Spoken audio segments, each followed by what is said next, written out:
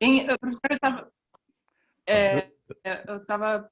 pensando ontem sobre isso, eu não sei se pode ter a ver ou não, mas é que eu tinha visto uma coisa sobre vícios.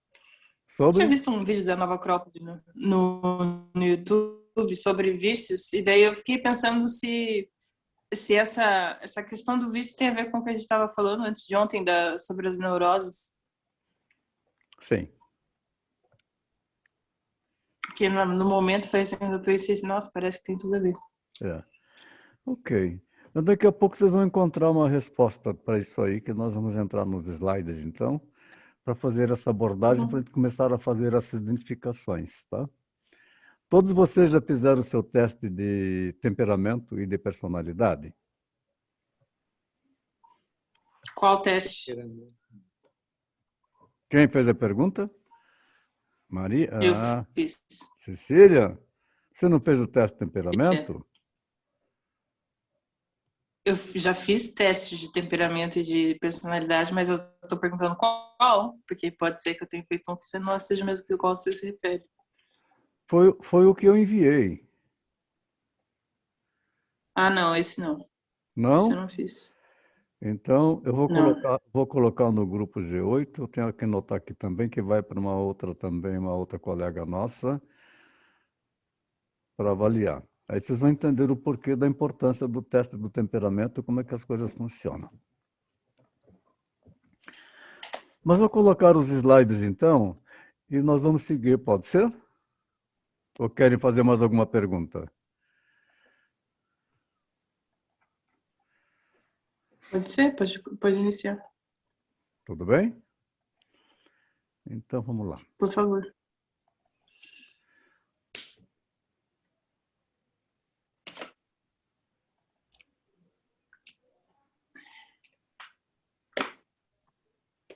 A imagem aí está boa para vocês? Sim, Sim, Está em sou. tela cheia?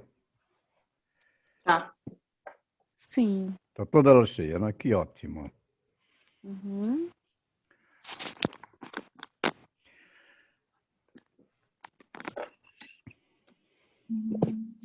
Deixa eu voltar os slides, que ele foi lá no final, né? Que coisa.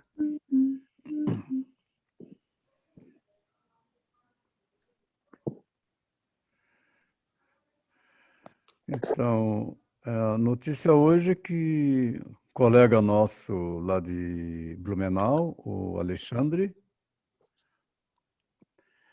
está com Covid. E pior é que está com sintomas também, né? Ele estava falando comigo agora há pouco.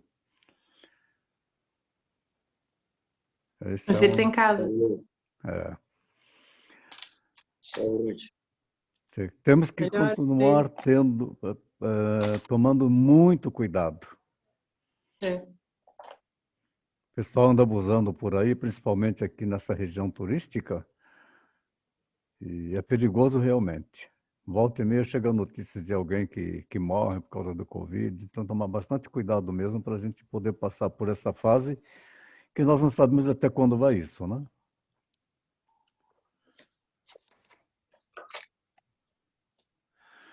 Mas, dando andamento, nós vemos o seguinte, nós temos falado que o bebê, na medida em que vai se desenvolvendo, ele vai percebendo que o prazer de chupar o dedo não sacia sua fome, o que provoca, portanto, um desprazer. Assim, o bebê vai desenvolvendo as capacidades de espera de postergar a satisfação, de suportar mais tempo as ausências da mãe.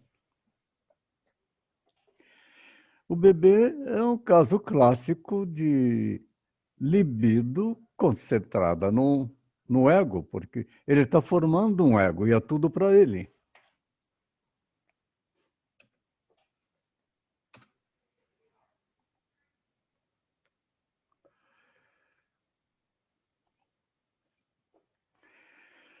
Então, do prazer, desprazer até a realidade, são dois tipos de energia.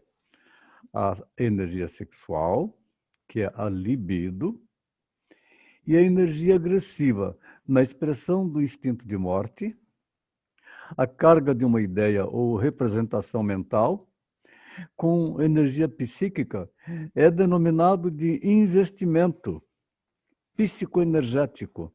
Então, um investimento da psique que transforma aquilo em energia. O Álvaro está entrando de novo. O grau de investimento de uma ideia está preso a ela é encarado como sendo um fator importante para distinguir os dois modos do pensamento. Que é interessante isso, né?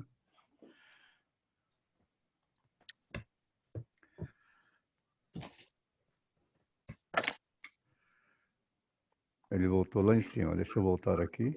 Tá.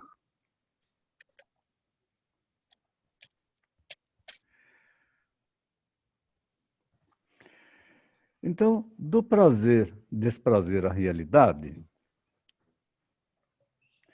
regula a necessidade de recriar.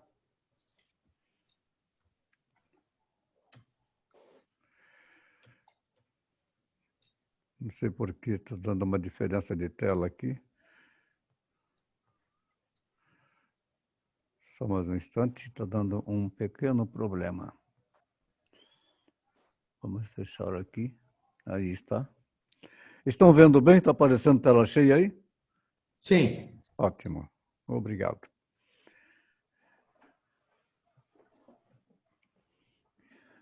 Vou retornar. Dois tipos de energia. A energia sexual, que é a libido, e a energia agressiva, na expressão do instinto de morte. O instinto de morte é a energia agressiva. A carga de uma ideia ou representação mental com energia psíquica é denominada de investimento psicoenergético. Em relação a uma ideia ou representação, diz que está psicoenergeticamente investida. Uma ideia. Você cria uma ideia de alguma coisa.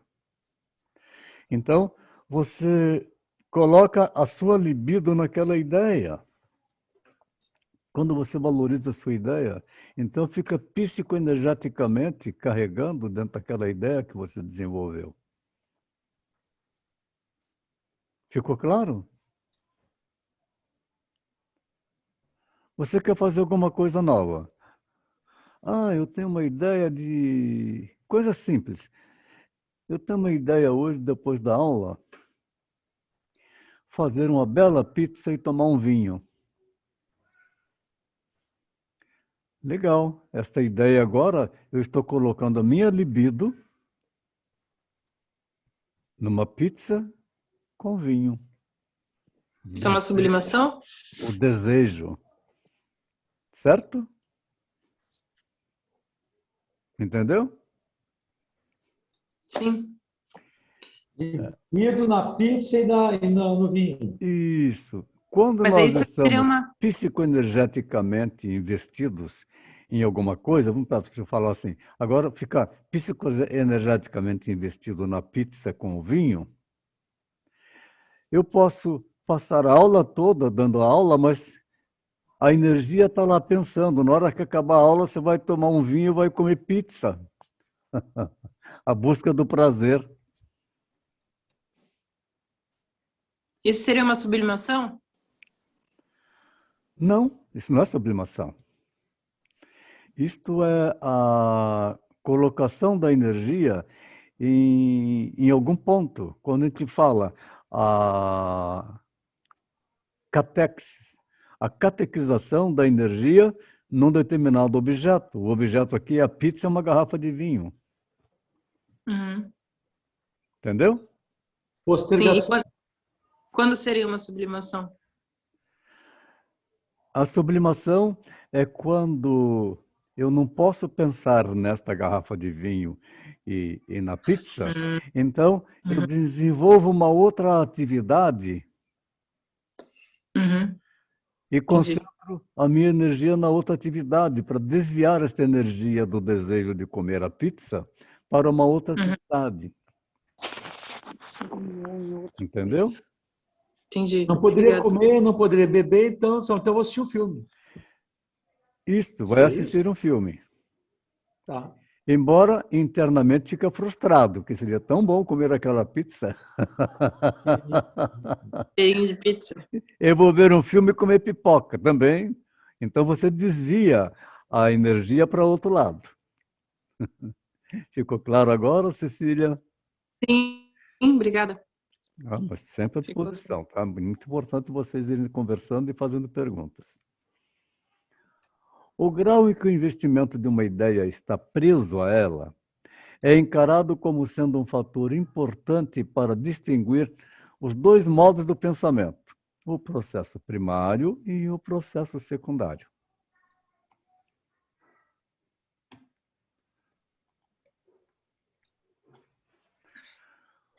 O princípio de prazer regula a necessidade de recriar pela ação ou pela fantasia qualquer situação que proporcione satisfação, mediante a eliminação da tensão pulsional. Quando nós liberamos a tensão pulsional, que é a que provoca desejo, eliminamos essa tensão, então nós temos a sensação de satisfação. Então eu estou com a minha pulsão dirigida para a pizza e uma taça de vinho. Aí eu vou lá, eu como a pizza e tomo uma boa taça de vinho, horas. Eu vou eliminar a tensão pulsional, porque vou me satisfazer. Me realizei, a tensão pulsional acabou. A atividade psíquica tem por objetivo evitar o desprazer e proporcionar o prazer. Seu papel regulador também é visto em conjunção com a reação do ego, a ansiedade sinalizadora que constitui um aviso ante a percepção de um perigo. A graça está chegando, que bom.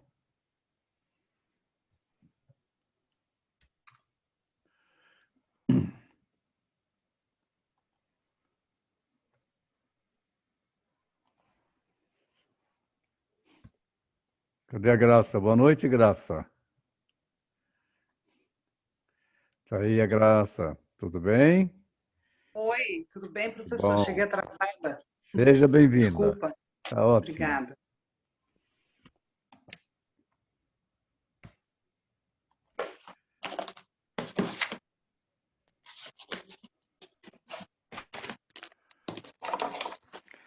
Então, do princípio do prazer, desprazer até a realidade do que a pessoa vive, o psiquismo busca produzir um equilíbrio das tensões psíquicas ao mais baixo nível possível aos moldes do princípio da homeostase biológica. Ou seja, procura reduzir para não ficar com aquela tensão de querer cada vez mais. A este processo, que é um princípio de constância, para alguns autores se assemelha ao princípio de nirvana. Ah, eu estou zen. Nirvana. É um estado de paz, de harmonia.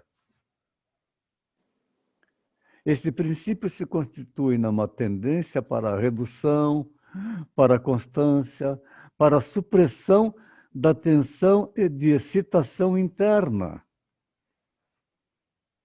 Aquela agitação diminui, nirvana. Uma meditação é muito bom para isso, um relaxamento, um yoga. O termo é próprio da religião budista, o qual designa a extinção do desejo humano, o aniquilamento da individualidade, e que é nirvana. Ou seja, redução da tensão é reduzir o desejo.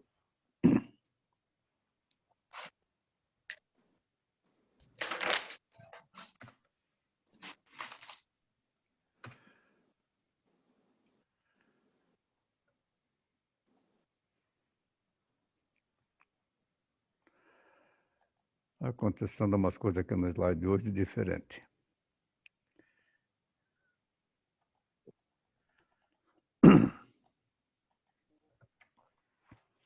Então, Nirvana é um estado de extinção das ilusões, de desejos e de paixões, como o ódio, a ira e assim por diante. É o alvo da piedade budista que liberta das excessivas reencarnações, apatia e inércia. Freud formulou o princípio da inércia ao se referir que os neurônios tendem a descarregar as quantidades de energia que recebem, reduzindo a excitação pulsional a zero, imputado assim a pulsão de morte.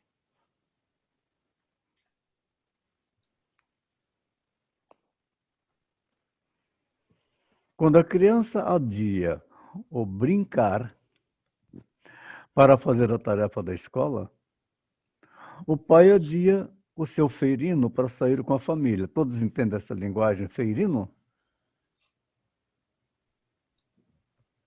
Entende ou não? Feirino, Sim. Isso aí. Quarta-feirino. Feirino. Então, eu vou falar o que é feirino. Eu também, no começo, eu tinha dificuldade aqui em entender o que é o feirino.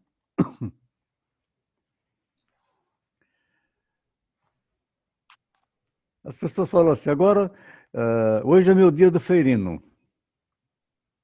Então, tem aquele grupo do futebol toda segunda-feira, são feirinos da segunda-feira. Tem o grupo do boteco toda sexta-feira, são feirinos da sexta-feira. Tem o grupo de jogar tênis toda quarta-feira, são feirinos da quarta-feira. Tem o grupo de tomar sauna toda quinta-feira, são feirinos da quinta-feira. Ficou claro? Quando se fala em feirinos? Sim. Então, por isso que a gente fala que quando a criança adia o brincar para fazer a tarefa da escola, o pai adia o seu feirino para sair com a família, a mãe deixa de ter um bom livro para brincar com seu filho, deixa de ler um bom livro. São exemplos de comportamentos regidos pelo princípio da realidade, onde as ações correspondem a uma compreensão de causa e efeito no mundo externo da realidade dos relacionamentos humanos. Eu volto a perguntar, o que vocês estão vendo aí? É uma tela azul? Sim. Ótimo. Grande. Eu não sei o que aconteceu aqui hoje. Deixa eu verificar aqui mais uma coisinha. Não vai ter alteração. Não, vai ter sim aqui para mim. Eu tenho que fazer só um ajuste aqui.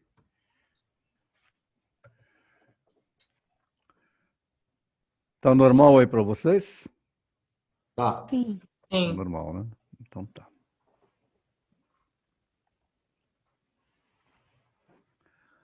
A libido não se projeta sobre um objeto, mas recobre o objeto ou a representação do imago interno, ou representante do objeto real, ou ser um objeto real do meio ambiente.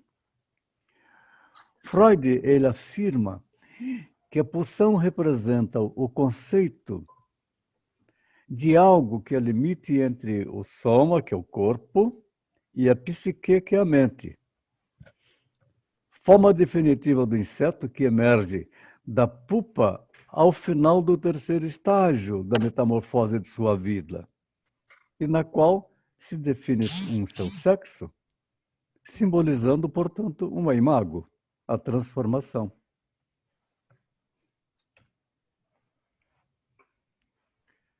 Imago na psicanálise, a imagem ou fantasia de uma pessoa carregada de valor afetivo, formada na infância, é projetada mais tarde sobre certas pessoas do meio ambiente. Então, no seu ciclo de vida, a borboleta transforma-se de uma feia lagarta em belíssimo imago ao completá-lo. Mas ela teve que passar por um processo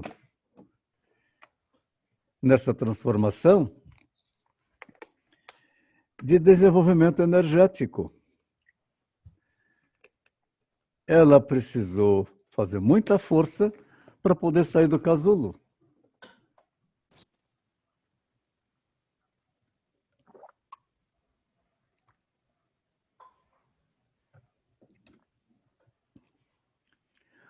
O narcisismo, como organização das pulsões parciais do eu, constitui um investimento unitário do próprio eu. Marca e determina, ou assinala de modo geral,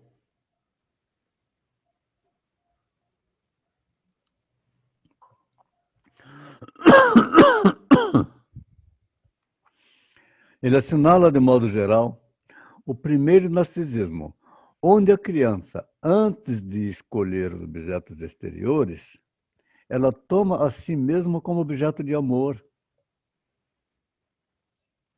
Aí o mito de Narciso, que o Narciso, ele se apaixonou por ele mesmo. Então o narcisismo corresponde à crença das crianças de que pode tudo pela onipotência de seus pensamentos.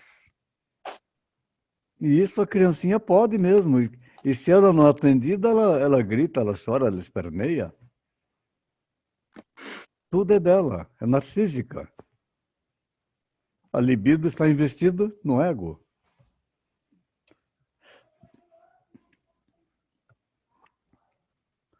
A criança e seu desenvolvimento e relações com o mundo interno e o mundo externo vai assimilando as demandas originárias das relações objetais, tendo maior significação a relação com os pais ou substitutos desse, com as pessoas que cuidam delas, são as suas cuidadoras.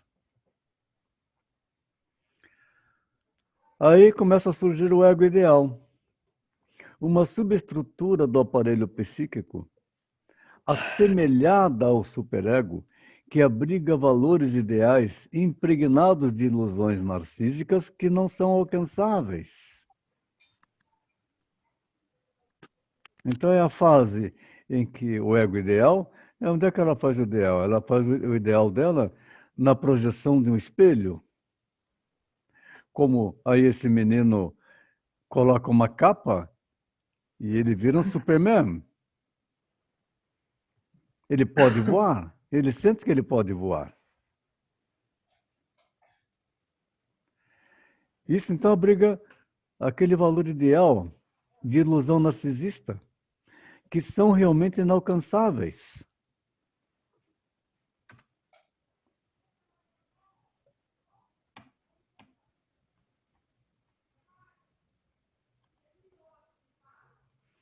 Com o passar do tempo, a criança percebe que a sua majestade, o bebê, já não é mais tão majestosa, que passa a desmoronar essa posição e vai se abrindo a grande fenda infligida ao seu narcisismo primário. Ela deixa de ser a atração principal. Ela já não é única. Ela tem que dividir o seu espaço com outras pessoas. E aí começa a desmoronar a posição dela. Então, isso se chama da primeira ferida ao narcisismo primário, que é feito nesta fase do desenvolvimento infantil.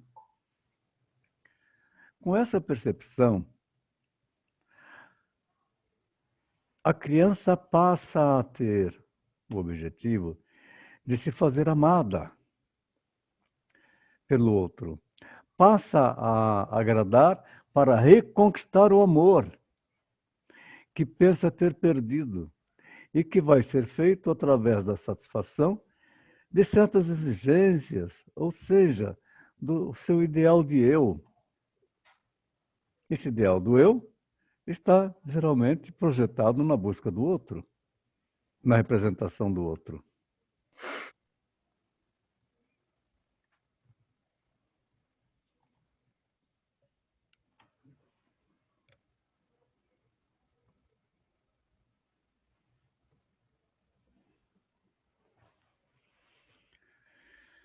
Então, de modo geral, e na fase fálica, se assemelha ao adulto, de um ponto de vista sexual, mais do que se costuma perceber.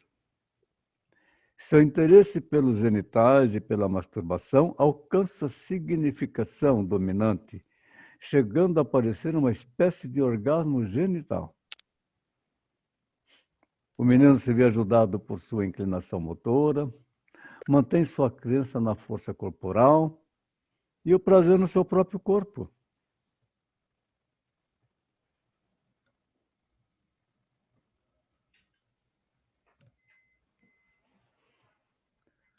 A importância da masturbação na infância pode se remontar a dados obtidos dos sonhos e do pensamento inconsciente, servindo de meio pelo qual a criança aprende, aos poucos, o controle ativo das experiências da excitação sexual.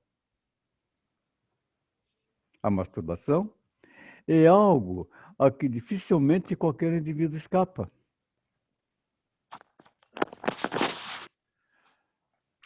A criança, nesta fase, entrou na fase fálica, que ela descobre que ela se tocar dá prazer, é o autoerotismo, a libido concentrada no ego.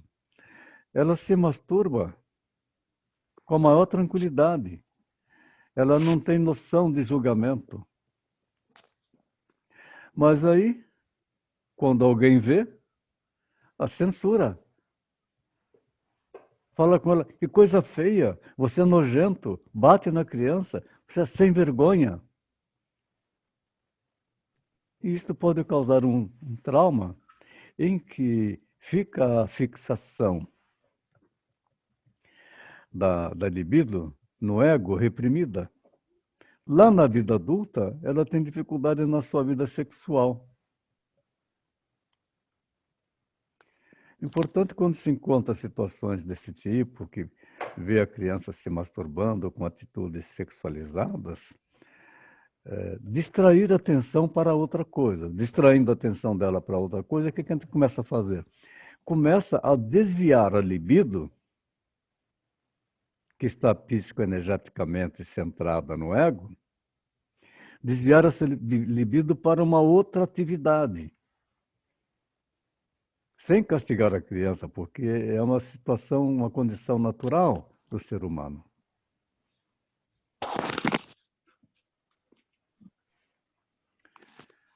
Nas meninas, as mesmas fantasias de desejo, devido à tenacidade dos vínculos com o genitor,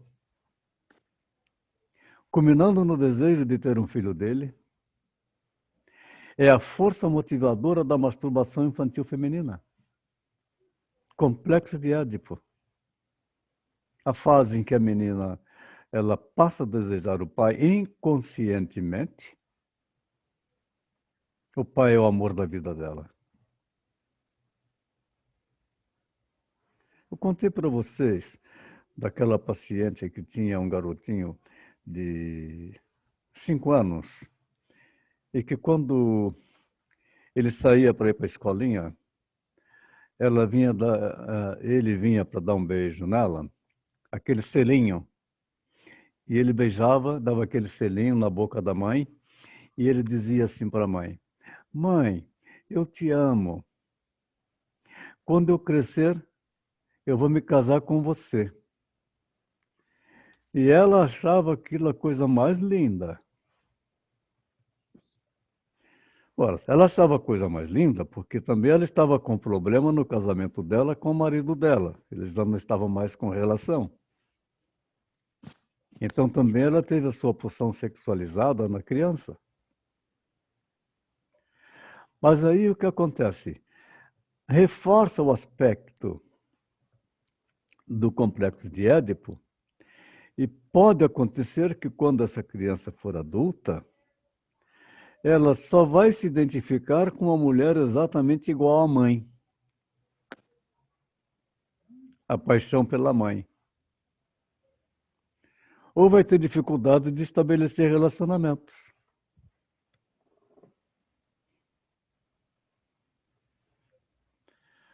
Na tenra infância, instala-se, com todos os conflitos que esta desencadeia, a luta entre o amor e o ódio, mantendo-se ativa ao longo da vida.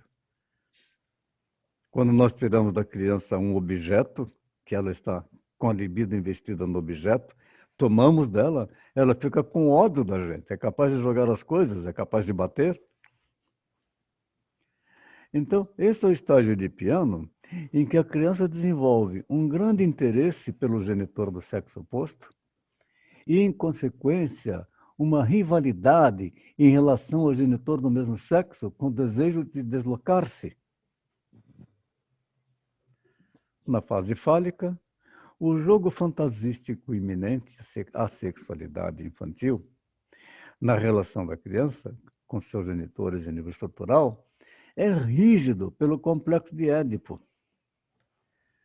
Esses intensos sentimentos de ciúmes e rivalidade revelados na criança estendem-se também para com os irmãos e as irmãs. Então, a menina tem ciúmes do pai.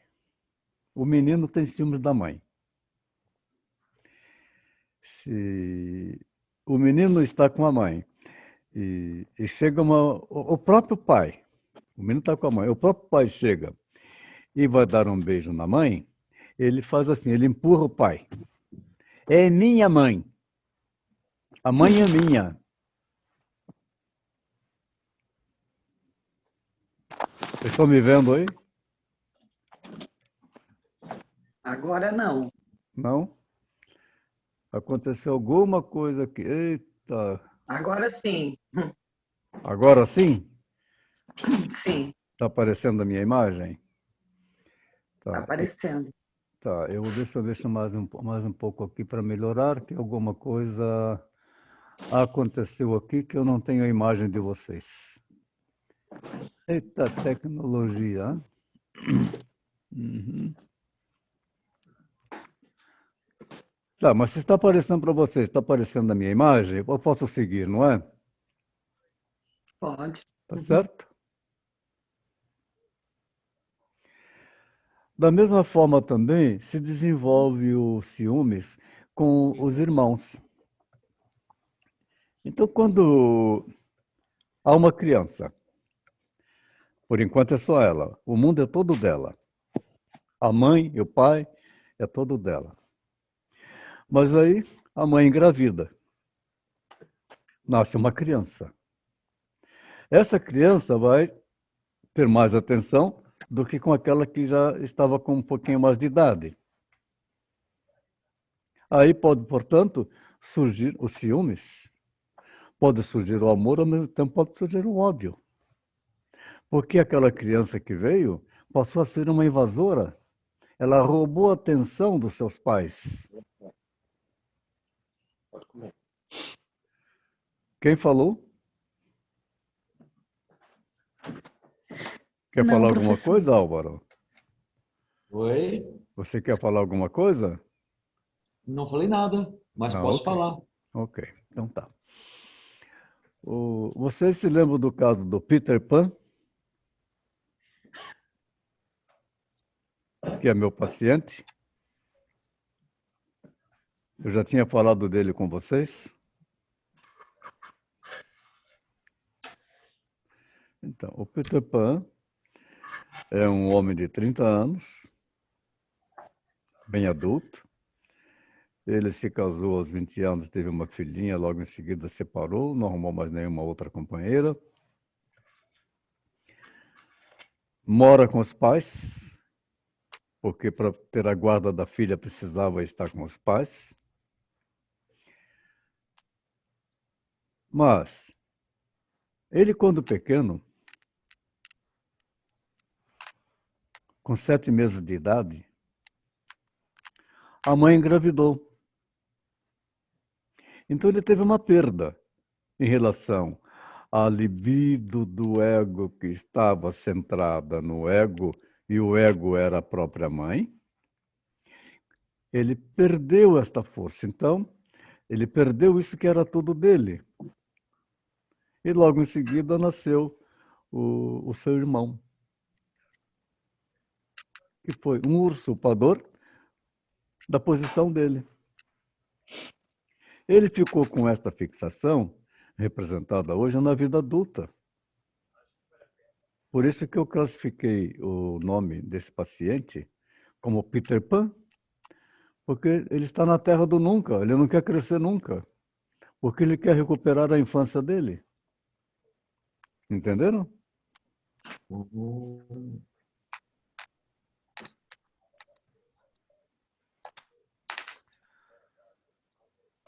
Então, do surgimento do narcisismo ao homem trágico do Édipo, a criança sente que o falo é um golpe narcísico, tendo a impressão de ser inferior ao pai na rivalidade de piana, porque ele deseja a mãe. É nesta fase que o menino identifica-se com seu pênis, numa valoração narcísica desse órgão, embora ainda não tome posse dele como determinação sexual. Impulsos fálicos ativos coexistem com o desejo de ter o pênis acariciado, o que dá excitação. Mas, no entanto, o medo de alguma coisa acontecer a este órgão sensível é traduzido na angústia da castração de perder o pênis. Principalmente se ele vê a mãe pelada, que a mãe não tem pênis, se ele tiver uma irmãzinha que também não tem pênis, ele vê uma menina pelada que não tem pênis e não entende isto. Da mesma forma, a menina, quando vê um menino que tem o pênis, ela sente como se ela tivesse um pênis e que tivesse sido cortado, que tivesse sido castrada. Ou ele gera uma esperança de que vai se desenvolver nela ainda um pênis, que um dia ela vai ter um pênis.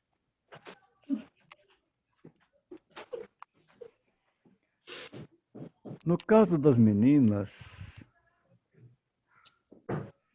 e mulheres, ao aceitar a condição de pessoa sem pênis, se afigura a ideia assustadora de que estas um dia o tiveram, mas esse foi cortado.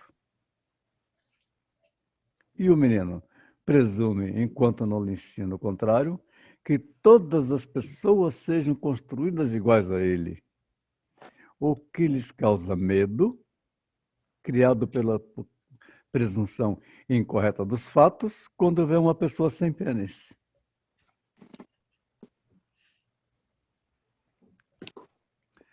Nas meninas, a masturbação tem como ponto central o clitóris. É a parte do aparelho genital que se apresenta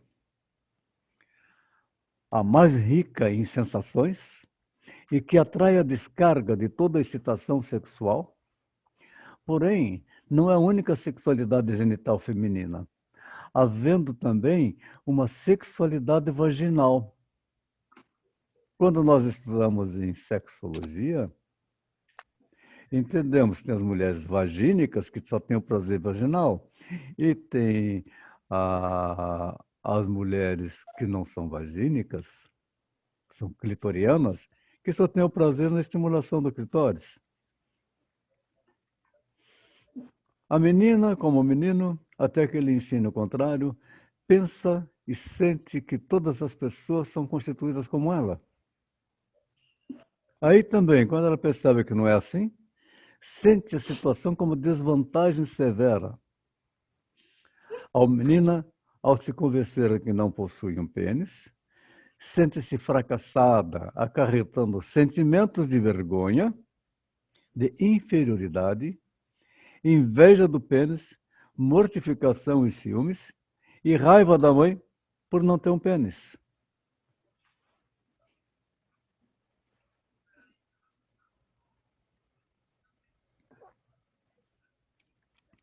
Todo indivíduo conheceu e passou por uma fase em que sentimentos de amor pela mãe e de ciúme do pai são muito fortes. Ninguém escapa disso. Porém, comuns a todas as crianças, quase na totalidade das culturas. Esse conjunto de investimentos amorosos e hostis que a criança faz sobre os pais é um processo que deve conduzir ao desaparecimento dos mesmos e sua substituição por outras identificações. Antônio? Sim? Comuns a todas as crianças, você fala menino e menino também, todo indivíduo que conheceu passou por uma fase de sentimentos de amor pela mãe e ciúmes pelo pai, são muito fortes. Porém, Sim. comuns a todas as crianças, menino e menino igual. Sim. Tanto a menina como o menino passam por esta fase. Você passou e eu passei. Eu não imaginei que a menina também. As meninas que estão aí também no curso também passaram por isso. Ô, professor, mas não é o contrário, então, a menina com raiva da mãe e o menino com raiva do pai. Não tem nada a ver. O Não, gênero. sim. O menino fica com raiva do pai quando ele quer dormir na cama da mãe, Ah, não deixam. Porque ele quer o prazer da mãe. A menina quer dormir com o pai e não pode. raiva da mãe daí. Sim. E se a mãe pega a menina e leva para dormir com ela e ela tem um menino, o menino fica com raiva da irmã, ódio da irmã. Porque ele fala, a mãe é minha. Entenderam agora? Eu acho que eu era meio gay porque eu gostava mais de ficar com a minha mãe. O menino percebe que o pai perturba o seu acesso à mãe. A identificação com o pai assume, então, um matiz de hostilidade com o pai. Fica malcriado, respondão, desobediente. E se torna idêntica ao desejo de substituí-lo também no que se refere à mãe. Aí, na verdade, a identificação é ambivalente desde o princípio. Pode transformar-se tanto numa expressão de carinho, quanto no desejo de que alguém desapareça. Eu quero que meu pai morra, eu quero que minha mãe morra, diz a menina. E o menino quer que o pai morra, porque ele é o rival dele. Professor, uma pergunta. Quando isso não é tratado, a pessoa leva isso para a vida adulta? Sim. Como é que é? A pessoa pode levar isso para a vida adulta? Sim, pode levar isso para a vida adulta. Aí sabe o que acontece, Graça, na vida adulta, que acontece com todas as pessoas, tanto homem como mulher? Você já viu aquela expressão de um casal e que ele fala para a mulher dele assim, nossa, mas o que você fez aí agora é igualzinho à minha mãe. E quando ele faz alguma coisa que ela fala, nossa, você fez isso aí igualzinho ao meu pai. Sim. Devido a essa Então, na instalação do verdade, complexo de Édipo e esse desejo, as pessoas, quando ficam adultas, se casam, tendo identificações da sua infância. O homem casa com uma mulher parecida com a mãe e a mulher acaba casa com um homem atraindo, parecida né? com o pai. Quem falou? Atrai num relacionamento uma personalidade parecida com a do pai ou da mãe, né? Uhum. personalidade, gestos, comportamentos, Uhum. às vezes até fisicamente. Como que funciona quando não tem a figura dos pais?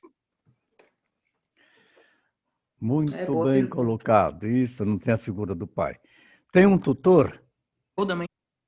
Tem um tutor. Se tem um tutor, ele vai utilizar como substituto do pai.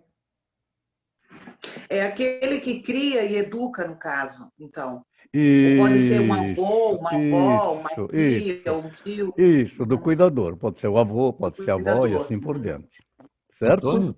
Mas quando não Sim. tem mesmo, assim, sabe? Quando é que essas crianças igual tem em casa de passagem, coisa assim, que não tem a referência mesmo, assim. Quer repetir, por Antônio? favor? Quando não tem mesmo, assim, quando tem igual a situação dessas crianças que tem em casa de passagem, ou criança que Mas mora em um lar, assim. sempre tem alguém que cuida, né? Porque a criança tem que ter ali, Não, né? tem Alguém quem para cuida, mas é que não tem esse vínculo afetivo, né? Tipo, quando tá nessa situação, é proibido, né? Que você crie laço afetivo com a criança, assim. Uhum. É bem E não... complicado, né, É. Cecília? É bem complicado, sim, uma criança que fica em casa de passagem, creche, e cuidador, troca de cuidador, gente despreparadas. A criança não tem noção disso. Uhum. Mas ela vai desenvolver o complexo de Édipo por alguém que está cuidando dela quando ela estiver entre 3 e 4 anos de idade. Antônio? Sim? Eu tô perguntando isso porque eu já tive convivência desde que eu era criança em lugares assim. E tem um Sim. amigo que trabalha também em casa de passagem e é uma coisa bem complicada, assim, porque É ela bastante tenta fazer o complicado. que ela pode, mas também não pode, né, criar um vínculo afetivo, assim, é bem complicado. Isso, vai faltar o vínculo afetivo. Realmente, a vida adulta para essa criança tende a ser bastante complicada, tá?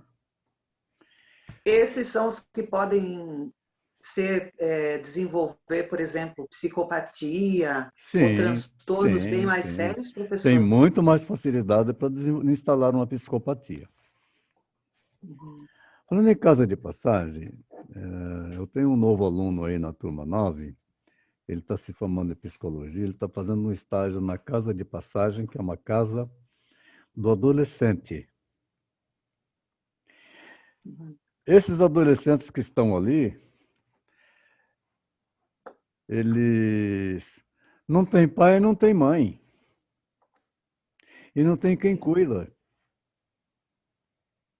Estão na fase de adolescência, mas eles foram jogados para lá e para cá no desenvolvimento da sua infância. Então, ele não tem uma referência do que é um pai e do que é uma mãe. Totalmente perdidos, né, professor? Sim, e totalmente rebeldes, Rebeldes. Uhum. carentes de uma adoção para encontrar um pai ou para encontrar a mãe. Vão estar sempre buscando um pai ou uma mãe. E quem quer adotar um adolescente? É muito difícil. Eles são adotados geralmente quando tem irmão mais novo, o irmão é adotado e não pode separar, daí eles acabam indo junto, assim, né? Por Sim. sorte, assim mesmo. É bastante sério realmente o que acontece aí. Certo? Antônio? Sim? E se não tem uma boa relação com a mãe? O menino não tem uma boa relação com a mãe? Isso. Porque eu já vi o sujeito casado dizer para a mulher: tu é pior que uma mãe. Mulher manda ele arrumar a cama, Geralmente, se a mulher faz alguma coisa que é diferente da mãe, daí já é louca, né? manda ele arrumar as Qualquer coisa. coisas, É, empurra ele para o trabalho, não isso, deixa ele beber. Bate na criança, xinga, Aí. desvaloriza. É isso mesmo que acontece, isso que é pior que minha mãe, que tem aquelas mães que são terríveis, dominadoras, Isso. e que se não é do jeito dela, nada vai estar bom. Tem que ser do jeito dela. Isso. Para se livrar disso é muito difícil. Mas daí o sujeito procura a mulher o oposto disso e não parecido com a mãe. É, Engano dele. É engano dele Ela porque ele acaba não tem atraindo noção o disso. mesmo padrão. né? E aí sempre vai ter a dificuldade de relacionamento. Certo? Certo? A rivalidade entre irmãos, na sua origem, tem como uma de suas causas o desejo de posse exclusiva de um dos genitores. Esses desejos despertam na criança graves conflitos de dupla natureza, temendo, de um lado, a retaliação pela onipotência do genitor, e do outro, a perda do amor em consequência de seus desejos ciumentos, chocando-se em impulsos agressivos, sentimentos de amor, admiração e dependência em relação também ao genitor.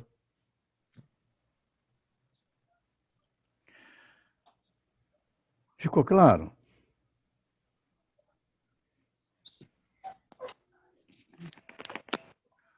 O menino pequeno, que desde cedo experimenta desejos genitais para com a mãe e sentimentos de ódio para com o pai, encara o pai como um rival perturbador e gostaria de se ver livre dele e tomar-lhe o lugar, consequência direta do estado real das coisas.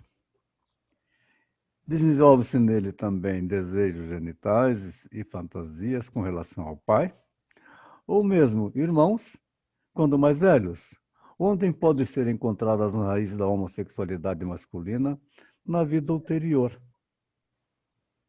que acontece onde tem dois, três irmãos, quatro irmãos dormem no mesmo quarto, aquele mais velho que já alcança uma fase da excitação sexual, abusar de um dos seus irmãos. E uma vez que faz o abuso, como o ser humano ele é bissexual, este que foi abusado, que foi penetrado, pode desenvolver o prazer anal e, com isso, desenvolve a sua homossexualidade.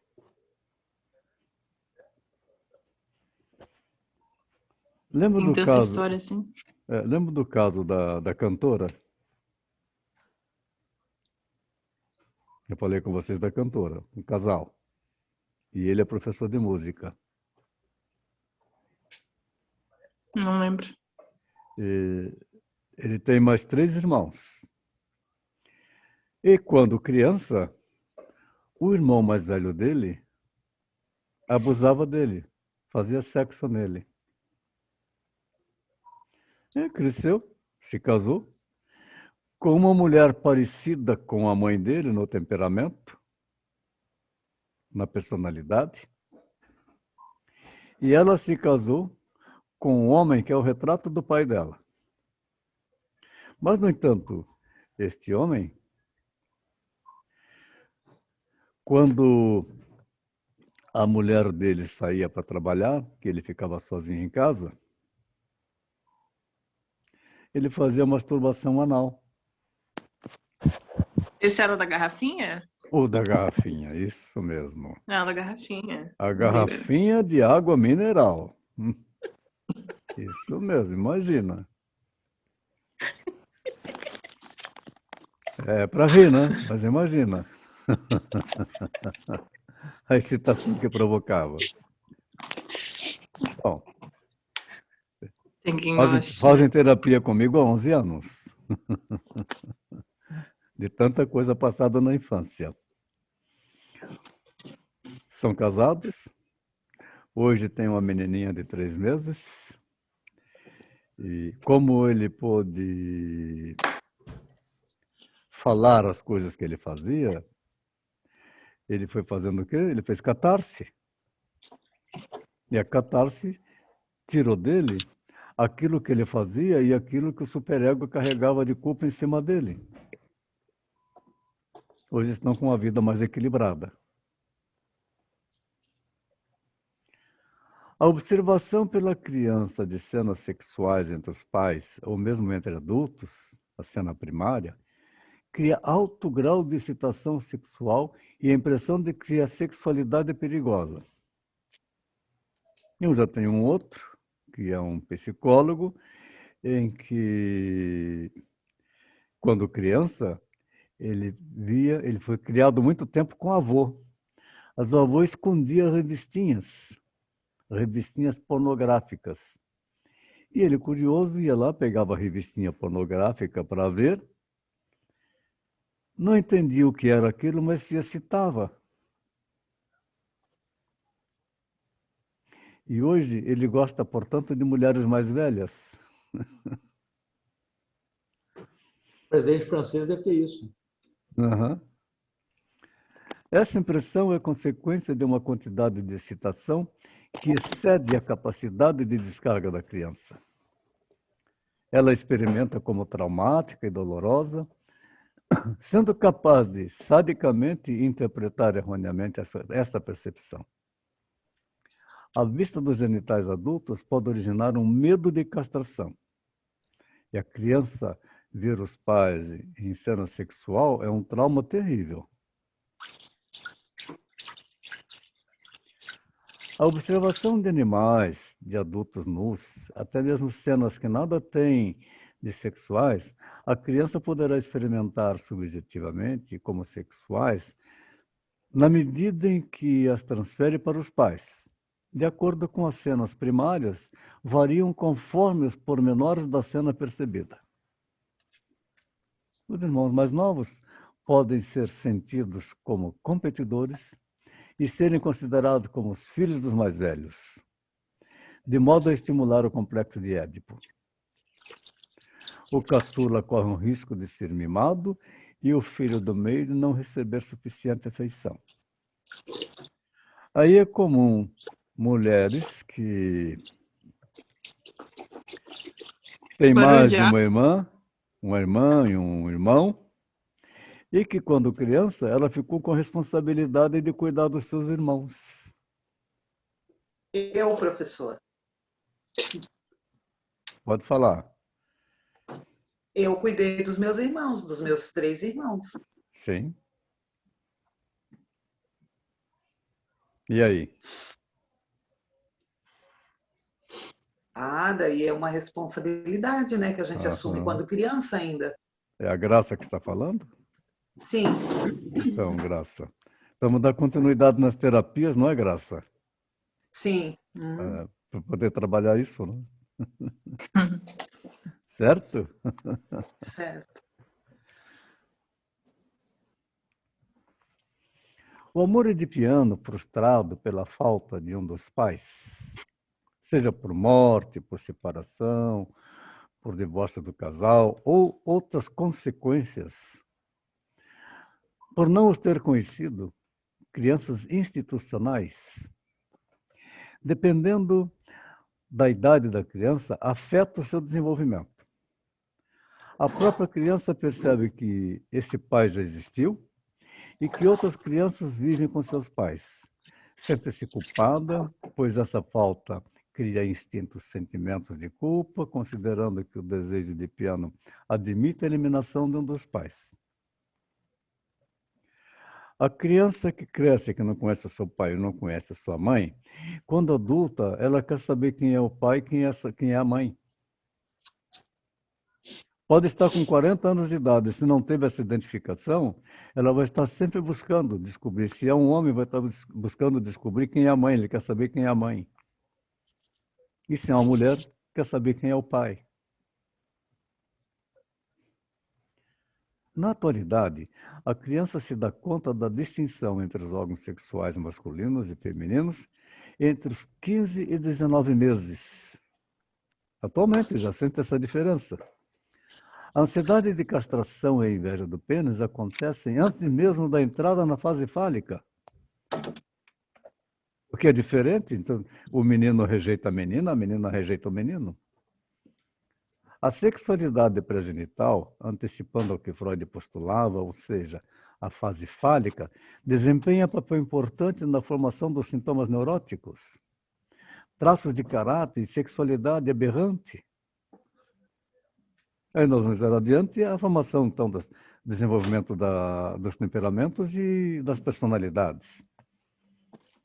Dos 2 aos 5 anos, durante a fase fálica, as pulsões instintivas, relações objetais, conflitos e fantasias da criança ficam centrados nos pais e seus substitutos, quem os criou. É a fase fálica, contudo, salienta as diferenças significativas entre os sexos.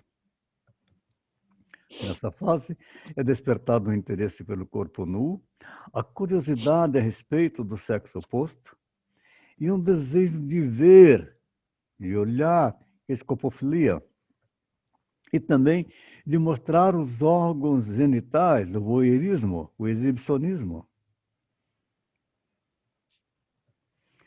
Freud situou o complexo de Édipo por volta dos 3 anos, postulando 2 formas: a positiva, que consiste num desejo sexual pelo genitor do sexo oposto, e sentimentos de ódio e desejo de morte do genitor do mesmo sexo, porque este está roubando a presença daquele que ele tem a pulsão sexual.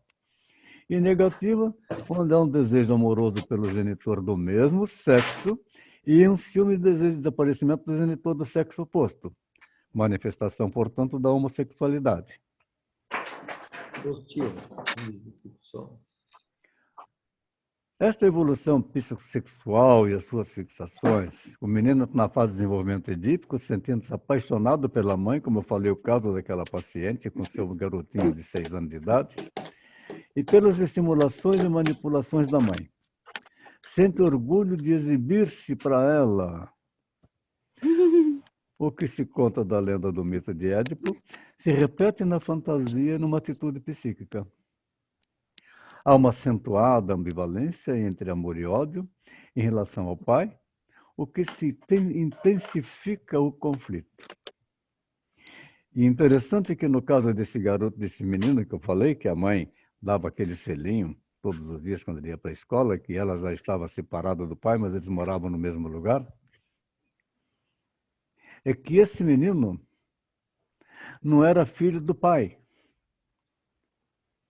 Ele é filho de uma aventura que a mãe teve.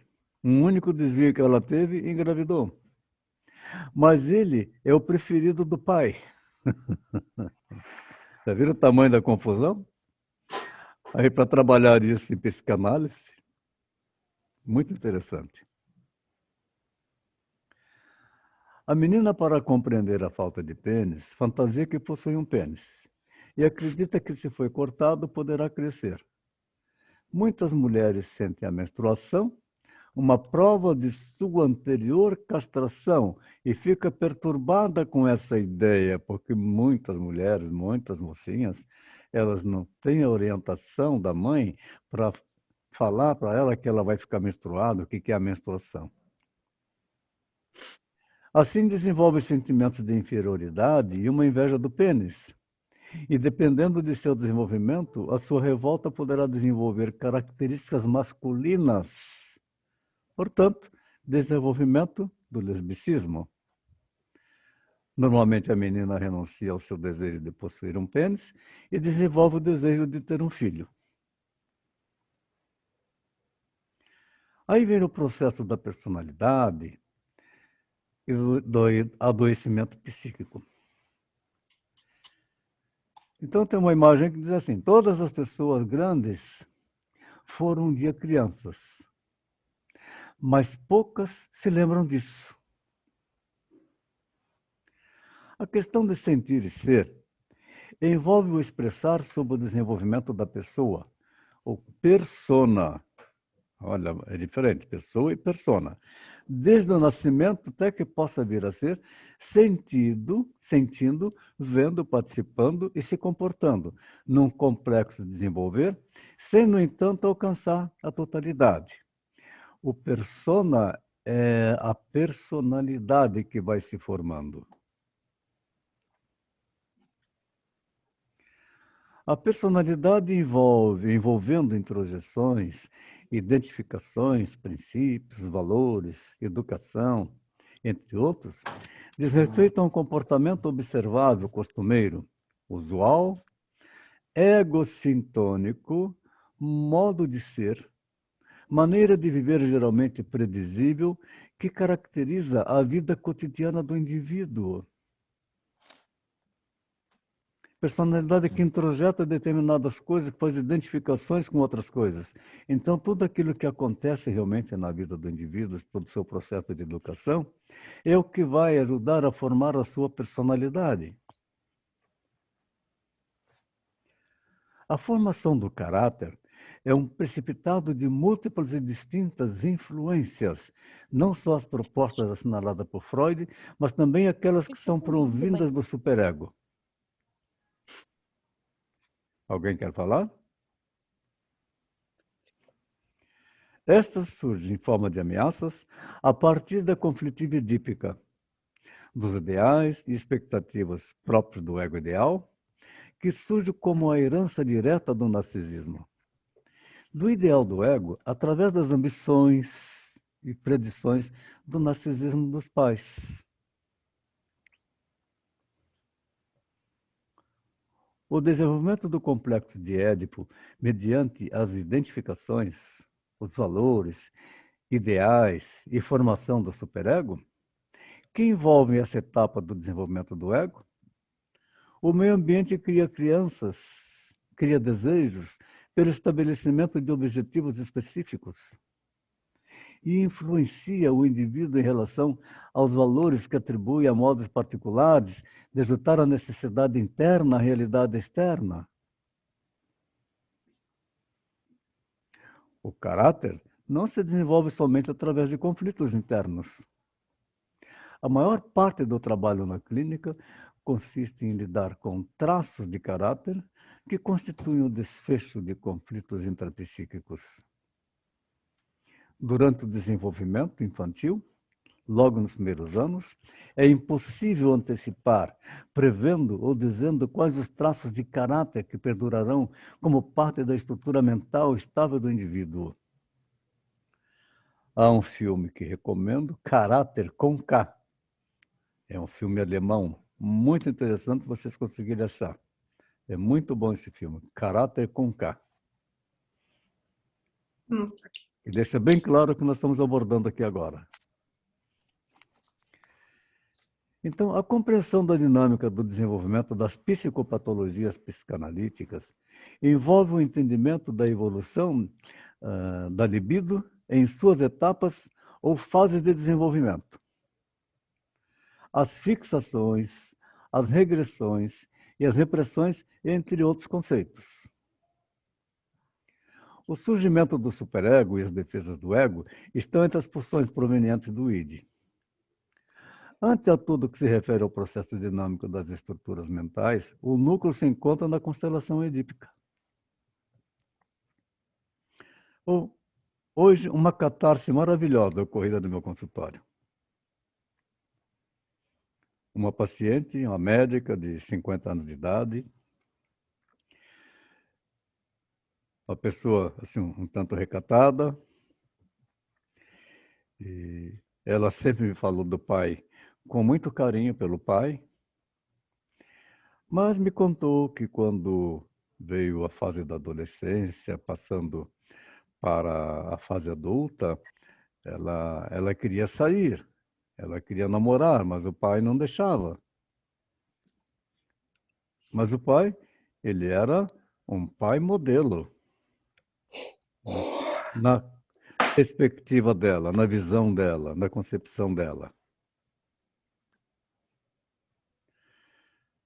Mas ela saiu, conseguiu, escondida do pai, namorar, conseguiu fazer sexo, mas muito recatada para poder falar desse assunto.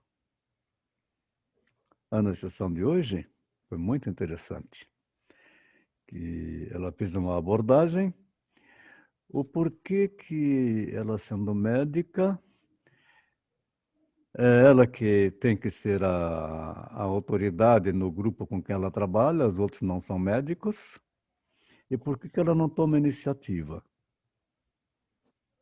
Porque ela nasceu cesárea. Sim. Aí eu falei com ela assim, alguma coisa tem com você sim, nós não temos que descobrir o que vai ser. O fato de você não tomar iniciativa porque tem homens na sua equipe, pode ser que esteja ligado a um complexo de Édipo, porque ela também é aluna.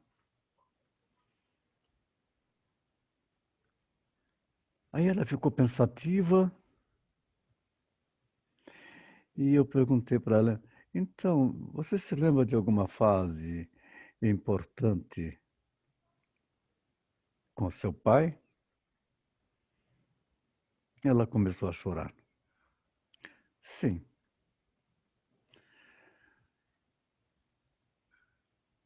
Ainda que eu tinha meus 10 anos de idade, chegou para morar conosco, que para mim hoje é uma irmã agregada, e ela era mais velha do que eu.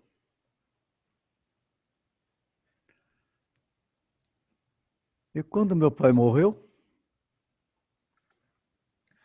aí ela me falou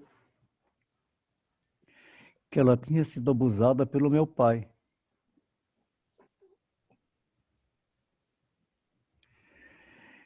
E aí ela gritou, eu, eu já perdoei meu pai por isso, mas ela gritou chorando. Eu já perdoei ele por isso. Mas que coisa, eu não aceito isso, eu não admito isso, que ele tenha abusado dela. Por que que ele foi fazer isso? Eu não consigo perdoar meu pai, embora eu queira perdoar. Aí eu disse a ela, ok. Você consegue se perdoar por ter condenado seu pai? Você terminei de falar isso, mas foi aquele berreiro de choro, uma coisa impressionante. Não, eu não estou conseguindo me libertar da culpa de ter culpado meu pai. Aí sim, ótimo, então foi chora, chora, chora, faz a catarse. Que culpa que você tem daquilo que seu pai fez? Essa criança que ouviu isso quando seu pai morreu, essa criança cresceu. Ela está viva dentro de você porque você está permitindo voltar ao seu passado. Mas hoje você é uma adulta. Então liberta essa criança. Aí que chorou mais ainda. Mas foi muito legal, porque quando terminou a sessão, foi uma sessão, inclusive, que eu deixei estender mais tempo, tamanho o desespero que ela ficou. Muito legal isso, não? Estava lá reprimido. Aí vem a histeria, em sua conceituação, abrange muitas modalidades e graus, tanto em termos de traços caracterológicos, como em quadros clínicos, podendo ser dito que está presente em todas as psicopatologias devido à sua moldagem e plasticidade. É exatamente o caso que eu acabei de contar. Na palavra mais antiga, histeria. Mas ela está carregando uma neurose em função disso. O baixo limiar a frustrações, uso de repressões como defesas, uso de formas diretas, encobridoras ou disfarçadas de atração, encanto e sedução, supervalorização do corpo, exagerando nos cuidados estéticos com possibilidades de conversões e somatizações. Nesse caso de hoje, houve, na realidade, uma agressão ao corpo, porque ela está obesa. O uso de um discurso cheio de queixas e demandas insaciáveis, com formas dramáticas na exposição de fatos. Ânsia por reconhecimento e afirmação do amor do outro, inconstância e oscilação nas manifestações das emoções, tais como alegria e tristeza, choro e riso, carinho e agressão. Os sintomas histéricos, são as neuroses, ocorrem quando conflitos associados ao período edípico no desenvolvimento psicossexual são despertados.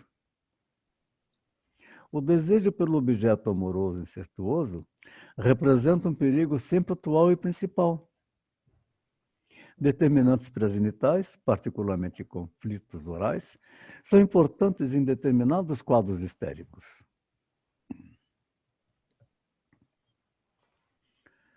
Um outro tipo de psicodinâmica da neurose, a neurótica de estruturação da personalidade, é de natureza obsessiva, de acordo com a organização defensiva dos mecanismos do ego, ante as fortes ansiedades não manifestadas ou subjacentes. Então, quando nós estamos falando na psicodinâmica das psicopatologias, essa psicodinâmica está aí, a origem e o que está provocando na vida adulta. Na formação da personalidade, existirão pessoas que podem ter desenvolvido traços obsessivos ou acompanhados de uma neurose mista. Uma pessoa obsessiva pode se empenhar em um pensamento vago e repetitivo de natureza filosófica, num esforço que envolve um conflito emocional através do pensamento, onde a conclusão é evitada e novamente repete esse pensar. No adoecimento obsessivo, há um pensar que ocorre contra a vontade da pessoa. É interessante, contra a sua própria vontade, desenvolve um pensamento obsessivo, obsessão por alguma coisa. Seria toque, Antônio? Sim, pode falar. Seria toque isso aí? Não, pensamento obsessivo não é toque. Ele repete Agora nós vamos falar um pouquinho do toque, agora nós estamos chegando lá. No Legal. obsessivo surgem compulsões e rituais persistentes e irresistíveis, empenhados em atos aparentemente sem sentido, motor dos pensamentos obsessivos que acompanham as neuroses obsessivo-compulsivas. Aí sim vem o toque. Está vendo o garoto organizando tudo em fila, tudo certinho? Uhum. Entre as características desse tipo de neurose encontram-se a dúvida e indecisão, o pensamento mágico onipotente, a digressão, a incoerência, a retração e o adiamento de coisas, entre outras coisas. Eu não concluo nada, eu vou deixando para depois, faço várias coisas ao mesmo tempo. No neurótico obsessivo predomina uma tendência à passividade e cuidados ante qualquer iniciativa, sujeitos que se deixam subjugar. Há outras pessoas obsessivas, nas quais prevalece uma atividade agressiva, com características mandonistas, intolerantes ante erros e falhas, intransigentes perante as limitações dos outros, adotando uma postura despótica e tirânica, embora sejam pessoas sérias, bem-sucedidas e bem-intencionadas. O pensamento mágico intensifica ainda mais o conflito, pois o obsessivo acredita que desejar faz acontecer e que o pensamento é igual ao ato. Esse tipo de neurose também é conhecida como a neurose da culpa.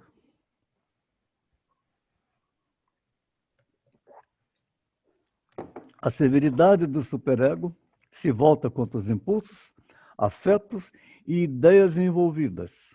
Do nada ela tem um sentimento de culpa. Os mecanismos presentes nessa psicopatologia são o isolamento, o deslocamento, a intelectualização, a formação reativa e a anulação em relação ao pensamento, que resulta em formações de compromisso manifestas em forma de neuroses ou em formação de traços de caráter. Por gentileza, minutinho, acabou minha água.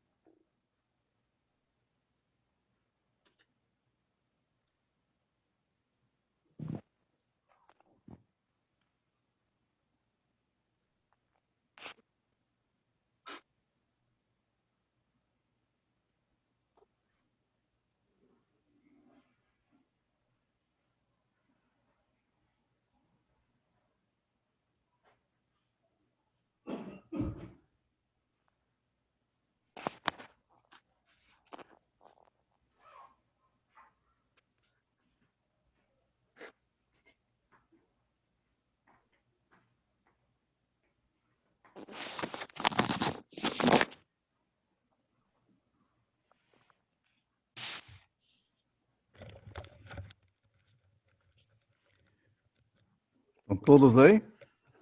Sim, eu tô. Sim. Ótimo. Sim.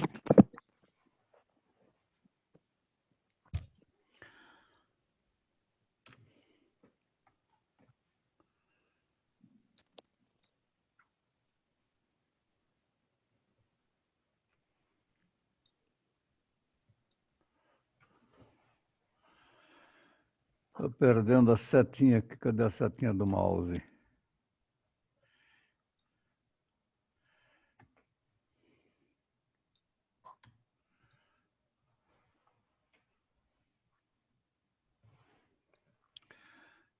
Que coisa.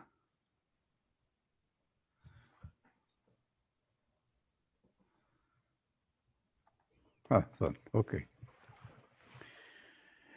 Então, o pensamento mágico intensifica ainda mais o conflito, pois o obsessivo acredita que desejar faz acontecer e que o pensamento é igual ao ato, né? Pensamento faz acontecer. Quando desenvolve o desejo também pode fazer acontecer. Esse tipo de neurose também é conhecida como a neurose de culpa. A severidade do superego se volta contra os impulsos, afetos e ideias envolvidas.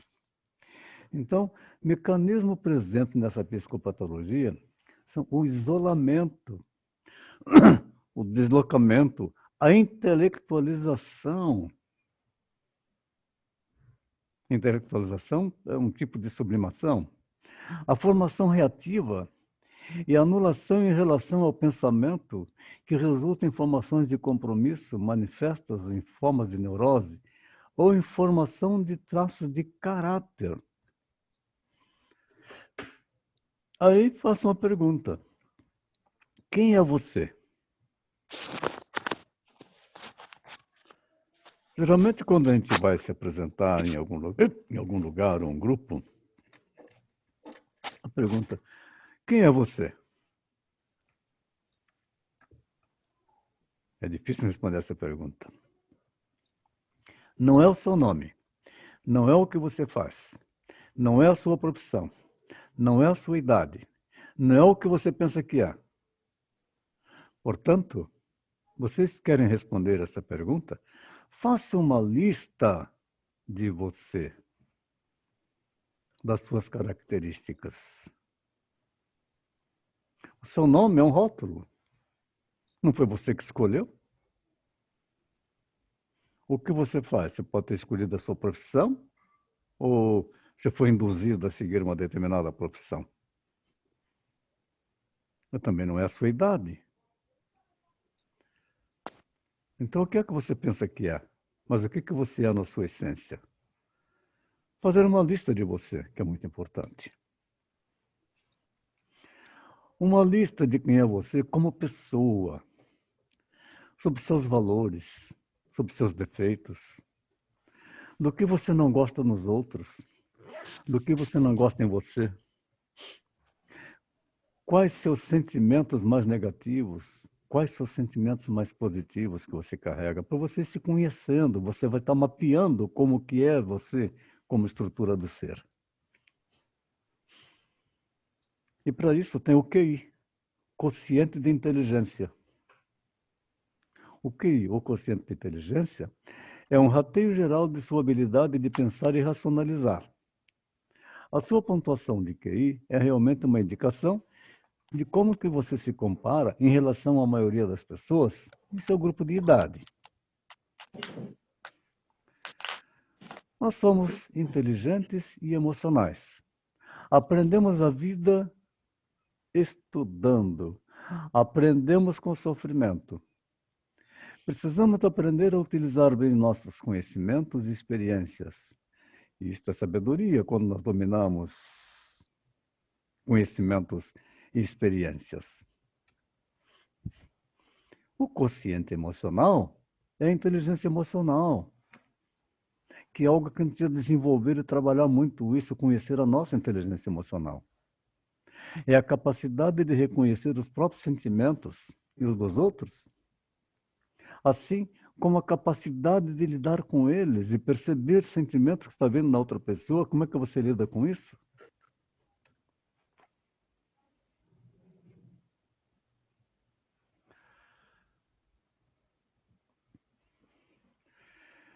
Então, no teste de temperamentos, vou passar para vocês. Vocês vão responder. Não, esse é o de personalidade, tá?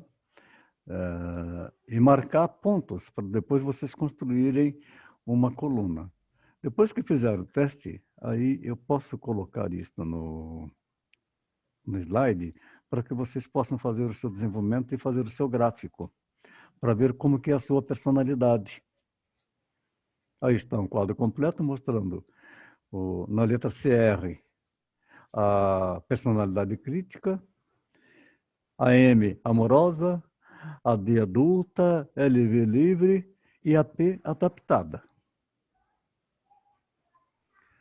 A personalidade amorosa, em geral, muito sensível, se torna compreensiva quando o lado emocional pesa mais que o racional, age sempre pela emoção, em elevado número de casos, é autopiedosa, abala-se com muita facilidade e pela reação dos outros, e é excessivamente carente.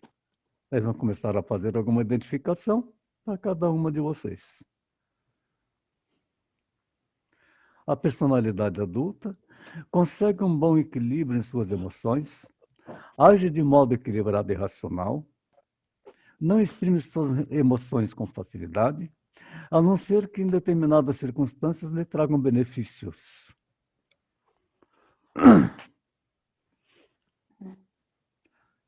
Alcançar a personalidade adulta nos é muito difícil, porque é o resultante do pleno equilíbrio das personalidades dominantes em cada ser humano. Trabalhar nossos sentimentos e nosso caráter em busca de obtermos o máximo das qualidades da personalidade adulta pode ser o caminho para o bem-estar pessoal e profissional. A personalidade livre, aquela pessoa desinibida, extrovertida, alegre e quase sempre pouco responsável, indisciplinada e despreocupada. Mas isso não impede que você tenha uma personalidade adulta e utilizar também um pouco da sua personalidade livre. Lembra que eu falei do Enneagrama? São 9 pontos da personalidade. Todas as pessoas têm essa movimentação na questão da formação da sua personalidade. A personalidade adaptada, aquela pessoa que não consegue realizar nada sozinha.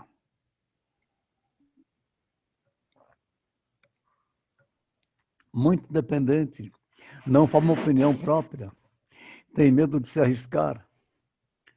Como um dos grandes problemas, não consegue se relacionar com outras pessoas, gera grande conflito e erros nas suas ações de parcerias. Lembra quando eu falei na aula passada sobre a questão do parto, da importância do parto natural em relação ao parto por cesariana? Porque no parto natural a criança ela tem que fazer uma força para ela nascer e encarar o mundo que está pela frente. E quando é da cesariana, não, ela precisa de ajuda de outra pessoa.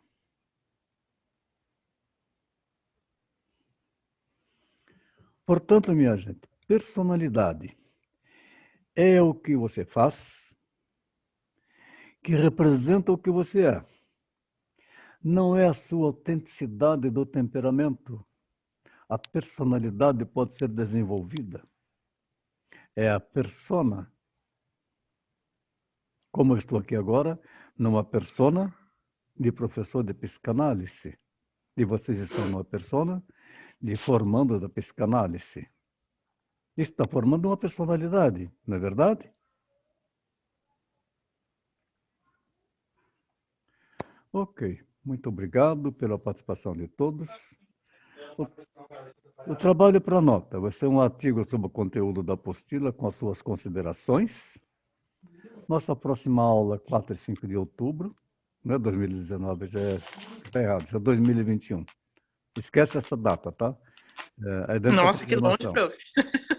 Interpretação dos sonhos, a próxima aula. Feito? Eu vou tirar os slides para a gente poder bater um papo. Aí... O trabalho é sobre a apostila, professor? Isso, eu já enviei a apostila. Tá bom. Enviei a apostila em PDF. as suas considerações sobre a apostila, para falar um pouco sobre as psicodinâmicas das neuroses, para entender esta parte bastante complexa também do estudo da psicanálise. Mas nós ficamos numa sequência que uma coisa vai puxando a outra, não é verdade? Sim. Aí, com calma, tá? Lembra que eu falei no começo da caminhada do monge? Como é que o monge fez para caminhar 10.000 quilômetros? Ele deu o primeiro passo. E nós estamos passo a passo. Nós estamos agora no passo número 7. Com essas informações que nós já temos até agora, esses conhecimentos que você já tem, já vai facilitar para poder trabalhar a interpretação dos sonhos. Porque sem ter essas informações, falar de interpretação dos sonhos, que é um negócio também bastante empírico, mas tem todo um aspecto a ser avaliado, desenvolvido por Freud, se não tiver essa preparação, não consegue fazer. Ela vai fazer de uma forma mística. Ok? Alguém quer falar alguma coisa, fazer alguma pergunta?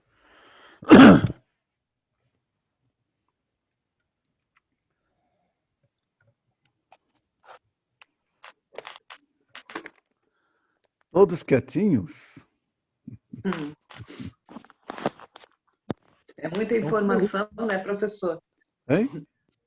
É muita informação. Sim, é muita informação. Então, Antônio,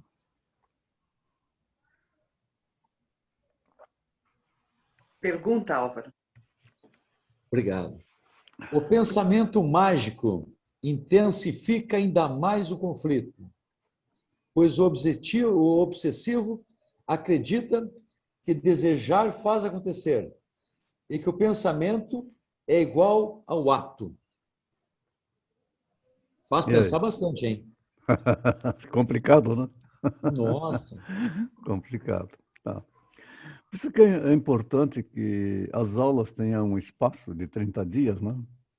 Aproximadamente, para que possam ler a apostila, fazer o seu trabalho, elaborar as informações que são passadas aqui. E não é um estudo que é matemática, né? 1 mais 1 igual a 2, né? Não tem equações, é empírico, Faz pensar bastante. é bastante empírico. Nós temos que realmente estar estudando passo a passo e fazendo os trabalhos para que você possa começar a introjetar esse conhecimento que nós não temos como poupar. É totalmente empírico. Então, o desejo, pensamento que gera desejo, não, Álvaro? Sim? Pode se transformar no que você falou aí agora?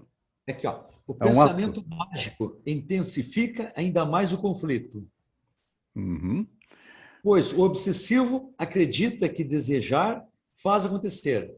Isso. Espera aí, devagar agora. Tá. O pensamento de alguma coisa que surge para você intensifica mais o conflito. Porque se você deseja alguma coisa, vem um pensamento, esse pensamento ele intensifica um conflito de você não estar resolvendo. E aí, o obsessivo, quer continuar, por favor? Sim? Pois o obsessivo acredita que desejar faz acontecer. Isso. Então, ele segue aquilo obsessivamente. Ele só pensa naquilo. Ah, se Entendeu? ele ficar só pensando naquilo, ele faz acontecer. Ele faz acontecer porque a libido, que é a sexualizada, vai fazer acontecer. Quer concluir o restante? Sim, senhor.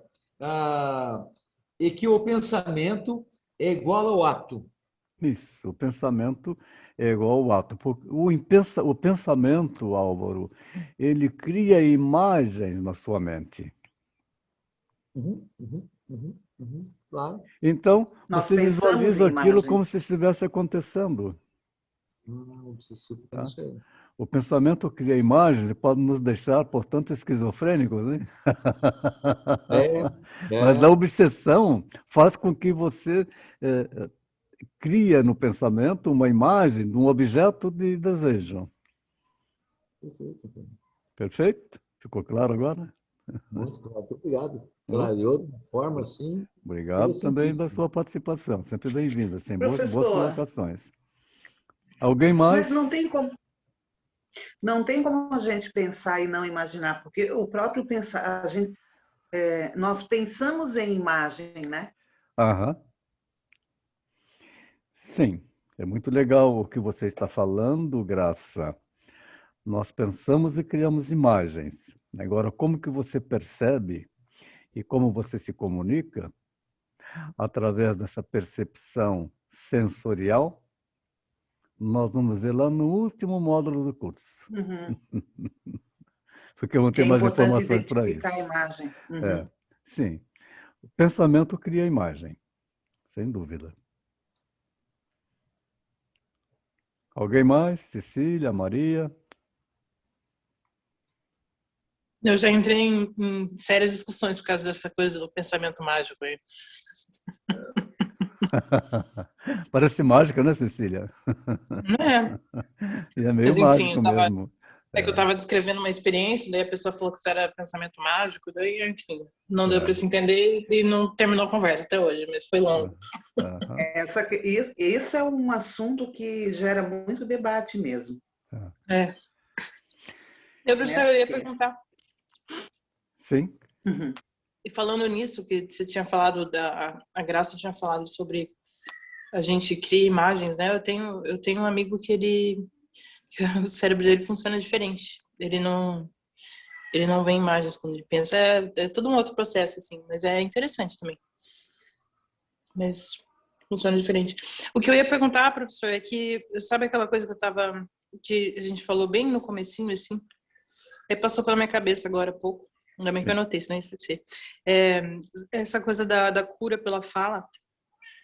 Eu sim. fico imaginando se às vezes pode ser que até mesmo quando a gente fala algumas coisas, a gente acaba. Eu ia perguntar se isso já aconteceu com você, por exemplo, você ensinando alguma coisa. Claro que você está sempre revendo as coisas, mas às vezes você está ensinando e daí você acaba falando e meio que esquece, assim. Sim, sim. A cura pela fala é a base da psicanálise. Porque é pela fala que você vai colocar para fora aquilo que está lá no seu inconsciente e que você recalcou ou reprimiu durante toda a vida. Lembrando que aquilo que é recalcado, ele não perde a força, ele não perde a energia daquele afeto.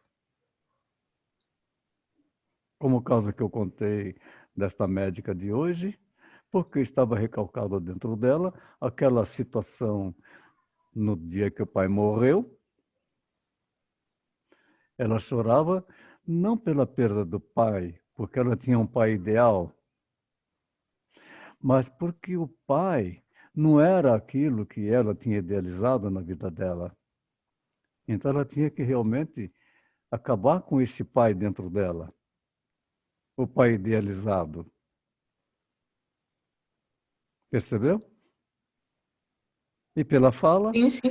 botou isso para fora, aí aquele afeto daquela fala que teve aquela irmã agregada dela, que afetou profundamente, alterando o perfil do ideal do pai, é que estava provocando sofrimento nela. Então ela estava condenando o pai com esse sentimento de culpa. Entendeu? Sim, sim. Aí pela fala, jogou isso fora, chorou bastante, passou. Então ela fez a catarse. O afeto foi ressignificado. Foi ressignificado porque essa criança cresceu, passou Uhum, para esse entendimento. Você hoje é adulta, você tem 50 anos de idade. Não é a uhum. criança que está lá. Então, se você condenou seu pai e agora diz que perdoa seu pai, Então agora só falta você se perdoar. Porque tudo isso que acontece é 100% humano. É do ser humano.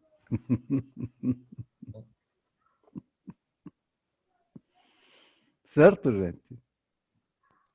Certo.